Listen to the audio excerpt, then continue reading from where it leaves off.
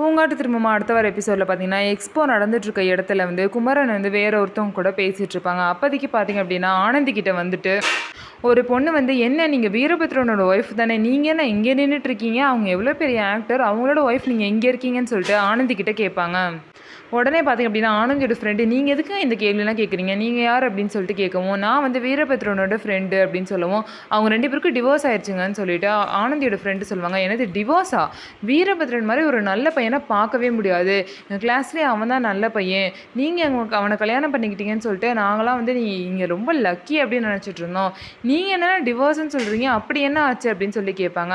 உடனே ஆனந்தியோட ஃப்ரெண்டு நீங்கள் என்னங்க அவங்களோட பர்சனல் லைஃப்லாம் பற்றி கேட்டுட்டு இருக்கீங்க, என்னங்க உங்களுக்கு வேணும் அப்படின்னு சொல்லிட்டு, உங்களுக்கு நல்லவன் தெரிஞ்சிச்சுன்னா நீங்கள் போய் அவங்க கூட வாழ்ந்து பாருங்க அப்படின்னு சொல்லிட்டு அவங்கள திட்டி வந்து அமைச்சிருவாங்க. அதுக்கப்புறம் வந்து குமரன் வந்து என்னாச்சு, என்ன பிரச்சனை, கஸ்டமர் கிட்ட கத்திட்டு இருந்தீங்க அப்படின்னு சொல்லி கேட்கவும், ஏதாவது சொல்லி வந்து பார்த்தீங்க அப்படின்னா ஆனந்தியோட ஃப்ரெண்டு வந்து சமாளிச்சிருவாங்க. அதுக்கப்புறம் குமரனும் பார்த்தீங்கன்னா போயிடுவாங்க. ஸோ பாவம் ஆனந்திக்கு வந்து ஏதாவது பிரச்சனை வந்துட்டே இருக்குது. ஆனந்தி வந்து தனக்கு கல்யாணம் ஆன விஷயத்தை குமரன் கிட்ட சொல்லலாம் அப்படின்னு நினைக்கிறாங்க. சொன்னதுக்கப்புறம் குமரனோட ரியாக்ஷன் எப்படி இருக்குது அப்படிங்கிறத பார்க்கலாம். நம்ம வீடியோ உங்களுக்கு பிடிச்சிருந்தா நம்ம வீடியோவை லைக் பண்ணிக்கோங்க.